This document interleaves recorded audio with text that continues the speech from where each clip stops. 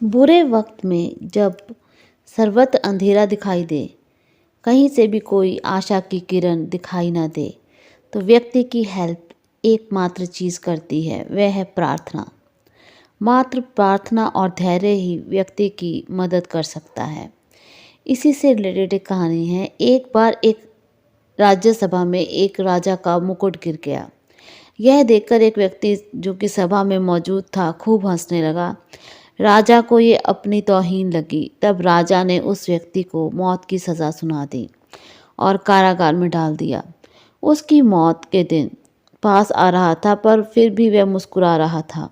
उसकी पत्नी ने कहा कि आपके पास एक दिन का समय है, फिर भी आप मुस्कुरा रहे हैं। तब व्यक्ति ने कहा, एक दिन का समय भी बहुत है। अगले दिन उस व्यक्ति को मारने से पहले उसकी अंतिम इच्छा पूछी गई।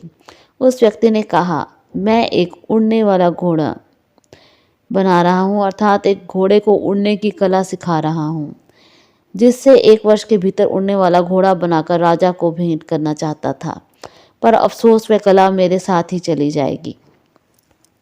राजा को पता चला तो उसने उस व्यक्ति की सज़ा 1 साल के लिए टाल दी। तब उस व्यक्ति की पत्नी ने कहा कि 1 साल बाद तो आपको सज़ा होगी, आप क्यों मुस्कुरा रहे हैं? उस व्यक्ति ने कहा कि 1 साल का समय बहुत बड़ा है। 6 महीने के बाद घोड़ा मर गया और उसके 3 महीने के बाद राजा भी मर गया। कौन सा घोड़ा और कौन सा राजा, किसे भेंट करना था? फिर 1 साल बाद उसे रिहा कर दिया गया।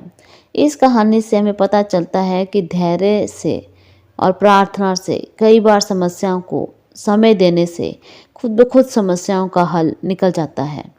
इसलिए व्यक्ति को बुरे वक्त से बाहर निकालने में अगर कोई मदद कर सकता है तो वह है प्रार्थना और धैर्य। बुरा वक्त बहुत कठिन होता है, जिसमें व्यक्ति का सभी साथ छोड़ जाते हैं, वह अकेला रह जाता है। पर क्या करे, उसे कुछ भी समझ नहीं आता।